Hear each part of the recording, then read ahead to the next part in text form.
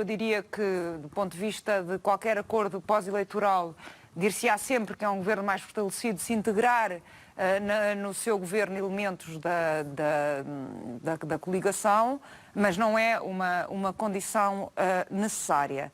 Mas o que me parece essencial esclarecer, e que tem havido muitas nuvens à volta disto, é que não há nenhuma estranheza neste processo. Não há nenhuma estranheza neste processo, porque de facto nós somos uma democracia de base parlamentar em que os portugueses não votam em maiorias de governos. Os portugueses votam e, de acordo com o nosso sistema eleitoral, os seus votos são convertidos em mandatos. E é de facto perante a Assembleia que o Governo responde, e é por isso que é a Assembleia que pode demitir ou não o Governo, e portanto isto é uma coisa absolutamente normal, que se passou no passado com o CDS, com o PSD, com o CDS, o PSD e o Partido Monárquico, em situações pós-eleitorais, sem se ter discutido ou tendo-se discutido isso antes das eleições, e portanto este barulho que se tem ouvido a propósito de uma forma normalíssima de funcionamento da democracia, se os partidos nórdicos estivessem a ouvir este barulho, estariam, não tenho dúvida nenhuma, de boca aberta perante isto, porque isto só não é banal porque há a novidade da possibilidade da coligação ser à esquerda, e só não é banal porque é a primeira vez que nos últimos 40 anos que o partido mais votado não tem maior representação parlamentar e há uma maioria de esquerda e o Presidente não pode dissolver a Assembleia. O que une estes três partidos, apesar das pequenas diferenças referidas por João Oliveira, há uma única coisa que é deitar abaixo o governo, não permitir que haja um governo do PSD-CDS. O PS sempre foi claro no sentido de dizer que, quer no seu programa de governo, quer na agenda para a década, quer nos discursos eleitorais, que nunca faria uma aliança com a direita e que traria a responsabilidade, em podendo, se não tivesse maioria absoluta, os partidos à sua esquerda. Mas que nunca rejeitaria um programa de governo se não tivesse uma alternativa positiva, isto é, um governo. Portanto, nunca o PS fará a irresponsabilidade de rejeitar um programa de governo, mesmo que seja em situação frágil, minoria, já houve partidos governos minoritários, se não tiver uma alternativa forte. Mas o ponto aqui, voltando à sua intervenção, a questão da tradição. A tradição não tem valor normativo numa situação nova. Quer dizer, as normas constitucionais não são assim coisas abstratas que não signifiquem coisa nenhuma. Nunca aconteceu de facto esta situação, nunca aconteceu a situação que referimos há pouco, que é o partido ganhar e não ter a maioria parlamentar e haver uma maioria à esquerda e o Presidente não poder dissolver. E, portanto, não se pode falar de tradição. Por exemplo, provavelmente o Presidente da Assembleia da República vai ser do PS. Nunca aconteceu o Presidente da Assembleia da República não ser o Presidente, não ser oriundo do partido mais votado.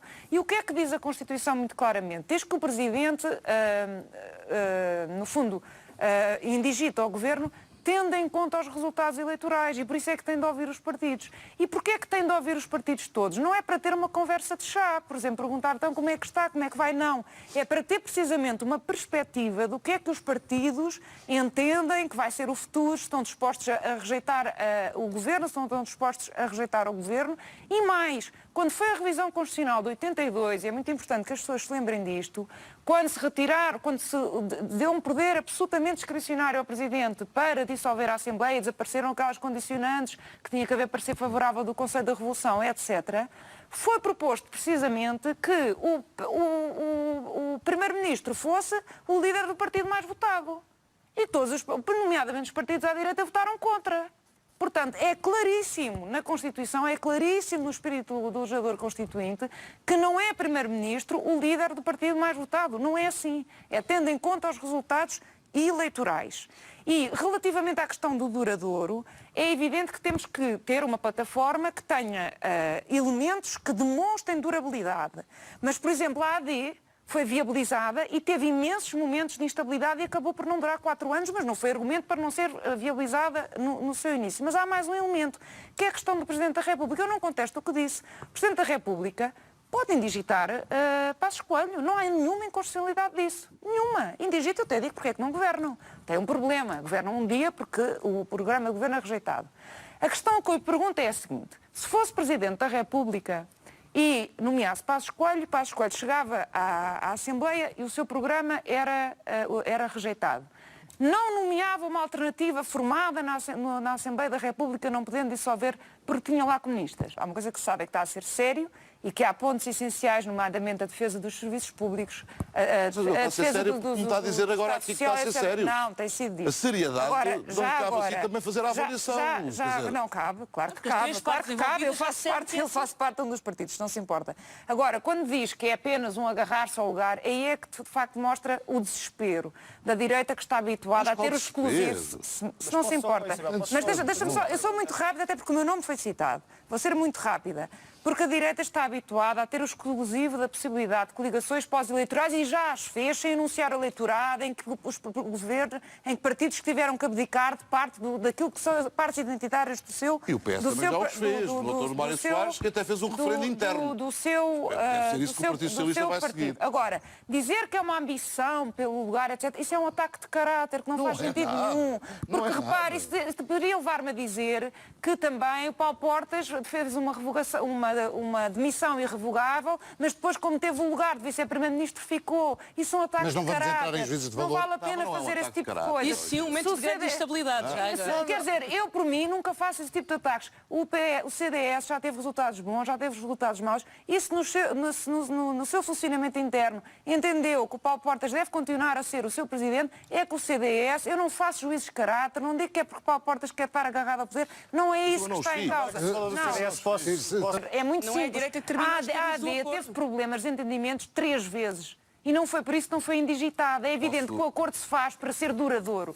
Mas não significa que não haja uma hipótese de crise. A questão é esta. O que é mais estável neste momento? Um governo de Passos Coelho com uma brutal maioria de esquerda na Assembleia da República ou uma maioria, ou um governo quer apoiado parlamentarmente, quer com membros dos outros partidos em si integrados, que correspondem à maioria parlamentar. O que é mais estável? É porque a primeira solução não passará no governo, porque ao contrário do que aqui foi dito, em matérias de governação há disciplina de voto e contraria completamente o sistema democrático que os deputados que se comprometeram com o seu programa, no momento de rejeição do programa, possam votar de maneira diferente. É completamente Isabel, impossível. não tem dúvidas que isto não era isso que eu ia perguntar. Não tem dúvidas que isto já não tem volta. Ou seja, a maioria, as conversas, as negociações do Partido Socialista com o Bloco e com o PCP têm... As condições são estas. Tem que ser uma maioria positiva, tem que haver garantias de estabilidade, a intenção tem que ser para ser um governo de estabilidade e para 4 anos. Não podemos rasgar os nossos compromissos europeus, porque uma coisa é o programa de cada partido, outra coisa são os programas de governo, tal como eu repito, já aconteceu no passado, o CDS ter de abdicar da sua deriva anti-europeísta para fazer uma coligação com o PSD. Isto é absolutamente normal, é comum, acontece, é a coisa mais banal do mundo. E relativamente aos compromissos, quando estão sempre com os fantasmas dos compromissos, com os fantasmas da Europa, com os compromissos da... Mas eles existem, esses compromissos. Eu já sei que já se está a rir e... Eu não. O outro senhor, a sua esquerda,